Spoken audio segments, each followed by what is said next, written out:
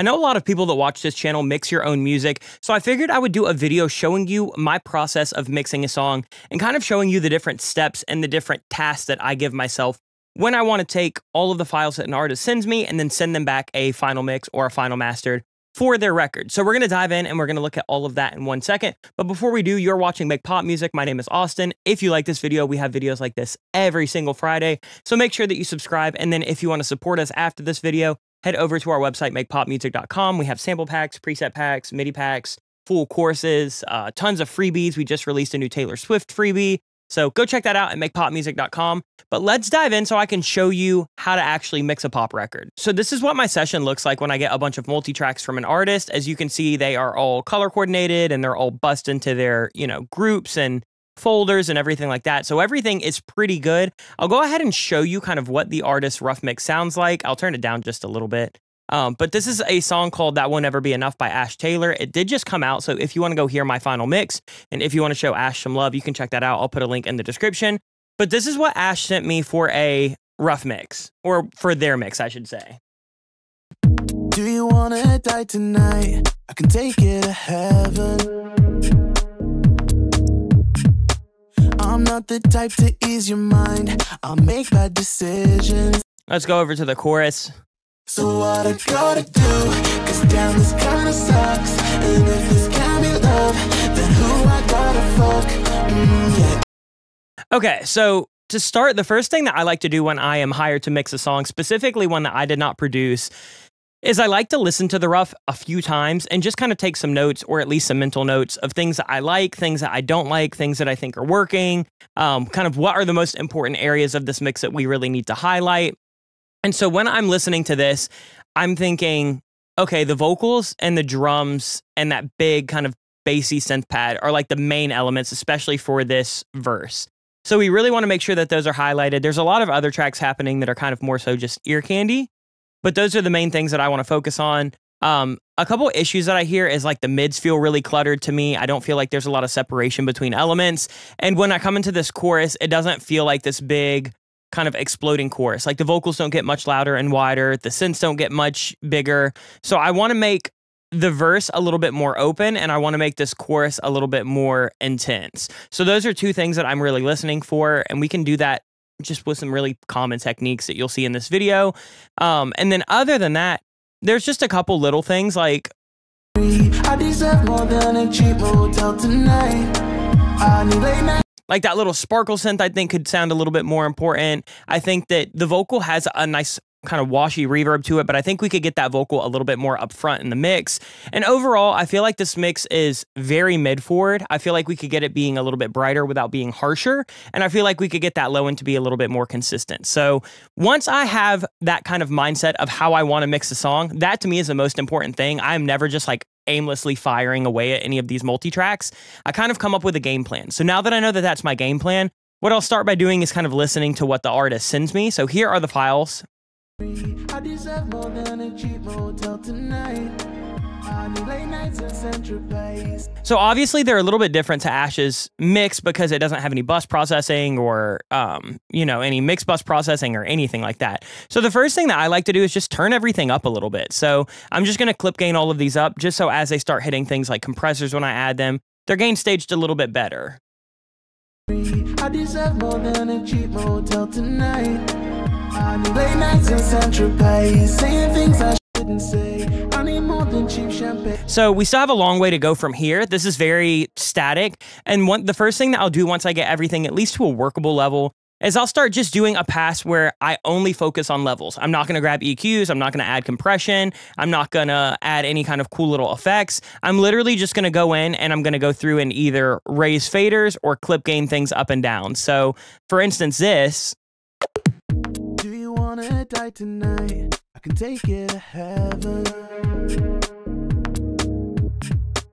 I'm not the kind of want that bass a little bit louder. Do you want to die tonight? I can take you to heaven. We'll turn that kick top down. Keep going.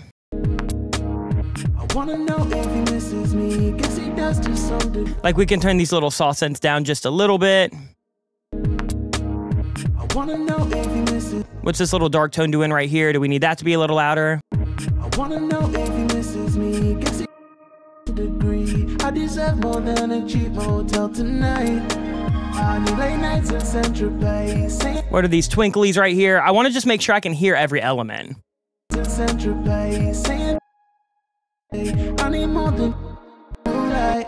So what I gotta do? Cause damn, this kinda sucks. And if this can't be love, then who I got? So like right now, those are a little bit loud for me. So what I gotta do? Cause damn, this I think that these shakers and tambourines need to be a little bit louder. And I'll basically just go through a few times and I'll set all of those levels very roughly. A lot of the time I'll use clip gain to do them because I don't have any plugins on anything right now anyway, so it's not super gain dependent. And I just find that a little bit easier, so I can try to leave as many of these at Unity as possible. And so that's something that I'll do, is go through and just set my levels, set my panning. What I'll also do is like cut different areas of this. So let's just say we want this chorus to sound a little bit bigger. Maybe here I just, you know, cut out the drums for the chorus, and maybe we raise these by a dB. And it's kind of just like the poor man's automation. Like, instead of me having to automate everything, now we just have louder sounds. gotta do. Cause damn, this kinda sucks. And if this can't be love, then who I gotta fuck? Same thing with these doubles. We can have these doubles be a little bit louder. Gotta do.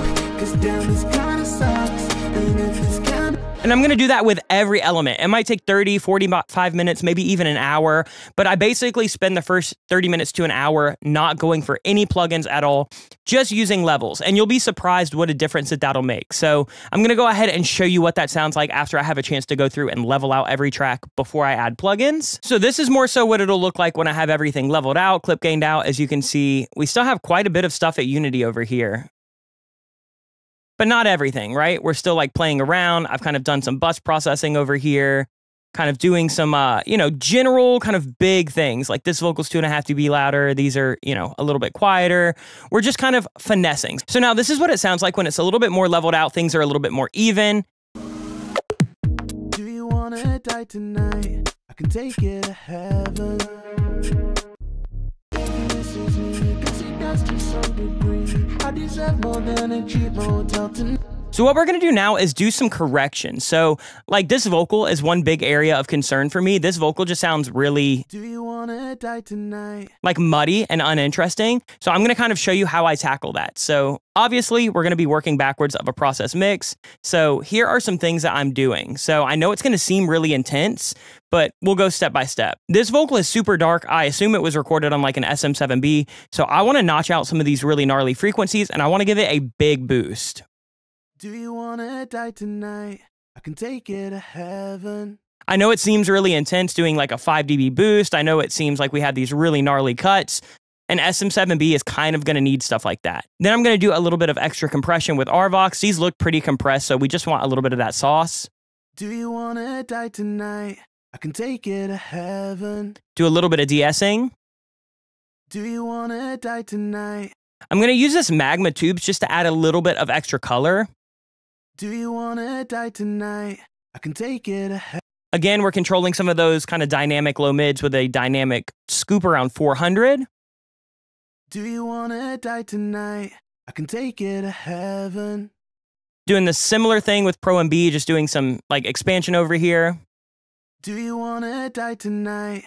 I can take it to heaven. And then the last thing is this final EQ, which is doing something really similar to the first one, actually. It's just doing it again now. Do you wanna die tonight? I can take it to heaven. Now we have a super bright vocal that is much different than this. Do you wanna die tonight? I can take it to heaven. And now when we play that on the mix, it just sounds so much more in your face. Do you wanna die tonight? I can take it to heaven. Versus this. Do you wanna die tonight? I can take it to heaven. So we do that on all of the vocals. Every single one will get a little bit different treatment depending on, you know, what register Ash is in or kind of what's happening at that point in the song. But generally, I treat them all the same. It is kind of just fix muddiness, get brightness out, figure out how to make them compressed without seeming super, super, you know, just squashed. And now you get something that feels much more expansive. What I gotta do, 'cause damn, this kinda sucks. And if this can't be love, I'll show you another example. So I'd take something like this bass right here that's a great bass sound. We're going to add a little bit of R bass though, because I kind of thought that we could fatten up the subs just a little bit. I thought that we could get a little bit more beef. I actually added this Golden 58 from AudioScape just to kind of give me some preamp gain. I wanted something that felt a little bit like tubey and saturated. Adding a little bit of EQ just to scoop out some of those lows that I don't need and some of those kind of low mids that I think will really start to cloud a mix. So we're kind of focusing on that 70 to 150 area. We're going to add Stereo Maker just to kind of monoize the low end. And then there was some clicking happening in the stem that Ash sent. So I just popped on D-click, and now this bass just feels a little bit different. It's a little bit more centered, it's a little bit more focused, and it allows me to get a little bit wider with some of those other synths and vocals without having that bass be super wide. I'm not a big fan of like always monoing out bass. I don't think that you always need to be doing it, but it's one of those things where on this song, I felt like it cleared out the stereo space because everything else is so wide. That's just a quick example of like one decision that I'll make while I mix. Same thing with this kick right here. I tried a bunch of different stuff. I tried, you know, adding some compression, adding some EQ to this kick. But eventually I just thought, I don't know if this is the right kick sound for the record. So I asked Ash if I had his permission to add a new kick in, because I thought rather than trying to like reinvent the wheel and getting that thing to punch right, maybe I could just add a new kick. So all I did was I basically just ran these hit points in Cubase. And then in Cubase, you can just go to create MIDI notes and it will create basically a MIDI version of whatever's happening. So I created MIDI for the kick and then just added in a completely different sample that I thought had a little bit better low end for what we were trying to achieve on the record. Do you wanna die tonight? I can take you to heaven. Then we do stuff like add a little bit of black box to the drum bus. We add a little bit of EQ to the bass bus. It's just these like little things that we start adding that will really start to kind of make these individual tracks and these groups of tracks feel a little bit more exciting, a little bit more bright, a little bit more dynamic. Where now we're getting something like this. In the moonlight, so what I gotta do? 'Cause damn, this kinda sucks. And if this can't be love, then who I gotta fuck? Yeah, even though the light turns red, I only came to you for one thing tonight. Now we're starting to get to a much better place. So we've gone through leveling, we've gone through kind of fixing things that I think are issues, and we've gone through a little bit of enhancement. But I want to show you a little bit more enhancement. I want to show you now doing some more creative things. So we kind of got into that a little bit with a kick, but let me show you another quick example. Sometimes when I'm mixing a record, I have a conversation with the artist of, you know, how much creative liberty do I have, right? Like, am I allowed to throw on things like delays and reverbs? Am I allowed to add saturation? Am I allowed to really put my spin on things and add creative effects if I see them necessary? Or do you want me to just level out everything exactly as you have it and get it as perfect as possible? Me and Ash are really good friends. Ash said add whatever you want. So for example, I have that little shimmery ARP that I said earlier I think could be a really cool element that swells in and out. I thought it might be cool to add a bit crusher and add some auto pan just to kind of make it a little bit more sparkly. And then I added a little bit of extra saturation to these synths right here.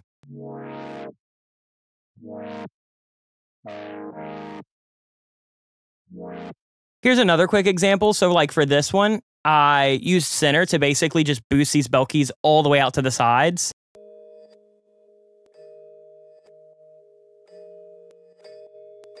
So my goal with this was to add a little bit of extra width with something like that element that doesn't really need to be front and center. It kind of can just be a little bit shinier, a little bit, you know, wider. And then other than that, Ash did a lot of his own like delay throws and reverb throws and stuff like that. They're all down here. So I didn't add a ton of that stuff. Sometimes I will when I mix, but it's really just kind of deciding what needs to be corrected, what needs to be enhanced, and what could add a little bit of extra flavor and character. And typically when I'm mixing, I'll do that in all of those different stages. The leveling, the, you know, clip gaining, the, you know, track by track analysis of how loud does a kick need to be, how loud does a bass need to be. And then once I get everything done and I'm feeling like it's in a good place, then I'll do my final details, which I'll show you now. So now it's going to get a little bit louder because we're in the final mix that I actually have like a master chain on and everything that we will go over. But I want to show you some of the details that I like adding that I really appreciate when I have the liberties to add. So we have this little kind of synth group where all of the synths and keys are routed to, and I wanted to kind of add a little bit of processing for the bridge. So I added this example of RC20.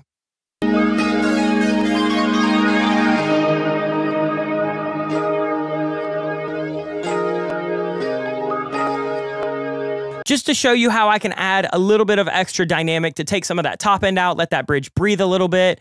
Other things that I started doing between the last step and this is like, I'm going to do some of the bus processing on individual elements, right? So let's look at what the synth kind of group sounds like without any processing. So here's what the synths all sound like together.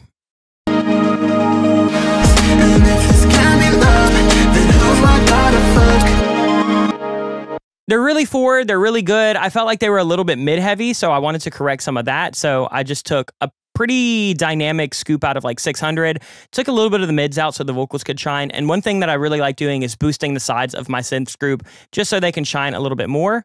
Then I added some mag EQ to just brighten everything up, kind of, you know, get the low end a little bit thumpier, get the top end a little bit brighter and silkier. And then I added this console right here where I'm essentially just doing a pretty wide boost at like 4K, that's only like 2 dB. And adding all of those things just kind of tightens up that synth group.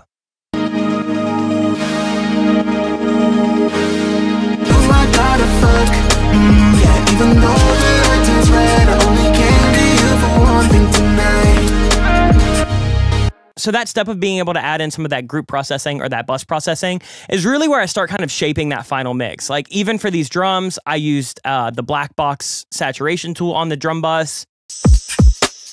Here's without. Even though the light turns red, I only came to you for one thing tonight.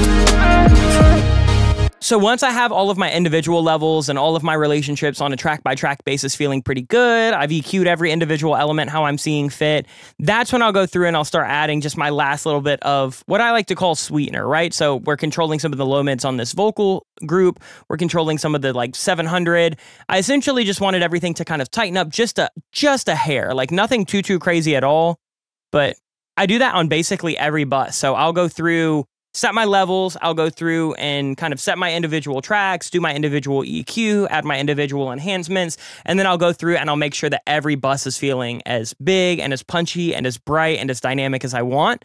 And then everything just kind of goes to what would be the master bus automation down here. So let me show you what this sounds like. I might have to add a little gain to bring everything down.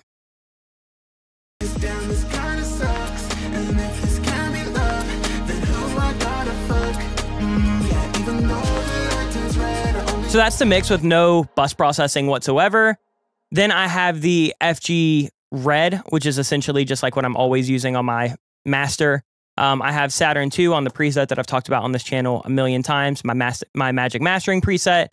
I use this Alicia Muse EQ. It's just a really nice way to add a little bit of extra top end, add a little bit of extra oomph and body. I really like what that EQ is doing. Add a little bit of multi-band compression right here just to kind of generally sculpt everything. I try not to mix into the multi-band too much because I find that sometimes it can really inhibit my decisions on a track-by-track basis. So a lot of the time, I don't even throw this stuff on until I've gotten to the point where I'm doing my bus processing for the drums and for the bass and for the synths. And then I'll kind of be like, okay, let's throw this on. Let's see how everything gets leveled out. And then I'll throw on my last little bit of like limiting with Pro Q. Damn, this kind of sucks. And if this can be love, then who I gotta fuck? Yeah, even though and once I engage that master bus and I can really hear the whole thing as a whole, that is when I'll go through it and I'll just make my last little bit of automation. I'll make my last little bit of level tweaks where I'm like only doing 1/4 dB at a time, because now that that master bus is engaged, I have all that 2-bus compression. Everything can kind of change in a relationship. And so I generally want to get the mix feeling like a good mix, then I want to get it feeling like an exciting mix, then I want to get it sounding like a full master, and then I want to get it sounding perfect. And so then this is kind of what we ended up with. I'll just show you what this final mix was. You can also go hear it on Spotify, but we came out with something like this. Damn, this kind of sucks. And if this can be love, then who I gotta fuck? Yeah, even though. So here's the mix that Ash sent me. down, this kinda sucks. And if this can't be love, then who I gotta fuck? Yeah, even though the light turns red, I only came to you for one thing tonight. You know that won't ever be enough. So I think that we achieved our goal that I set earlier in this video, where I wanted things to be a little bit punchier, a little bit more open. I wanted those mids to be a little bit more controlled. I wanted the vocal to really sit more on top. I wanted that kick and that little rim shot to really poke through. I think we did that, and I'm pretty happy with the final mix that came out. I know that there's a lot of like individual nitty-gritty steps that got skipped over in this video, but that's because, like, if I'm honest, it's not that important how I EQ'd this kick drum, and it's not that important how I, compress this particular rim shot for this particular mix, because every mix is different. Every song is different. Every song has a different goal. It has different tracks that you're using. It might be in a different genre.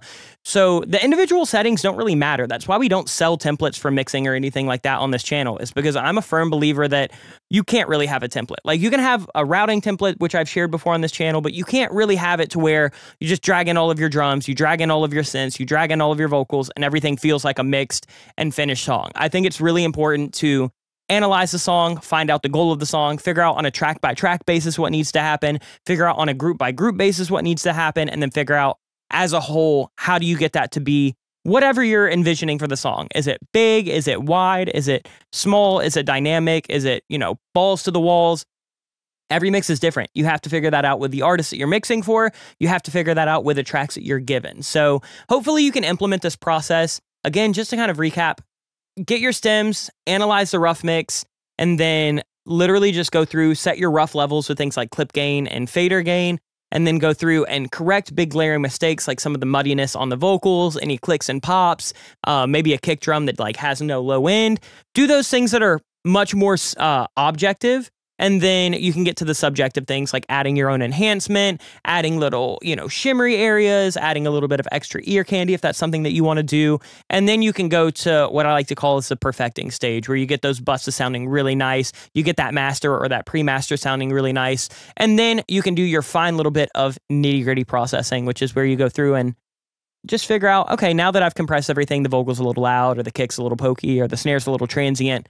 Whatever you have to do. It really is just like a problem-solving game. If you're getting into mixing, you need to know that you need to be a problem solver first and foremost, because that is literally all it is. So there's 1,000 ways to mix a song. This is how I like to mix. Hopefully you enjoyed this video. If you do, let me know in the comments down below. You can also subscribe if you want to see videos like this every single week. Let us know what videos you want to see in the near future, because we do take your recommendations. And then other than that, I'll see you next week with another video. Go check out our website, Make Pop Music, for all of our other stuff. Much love. Peace.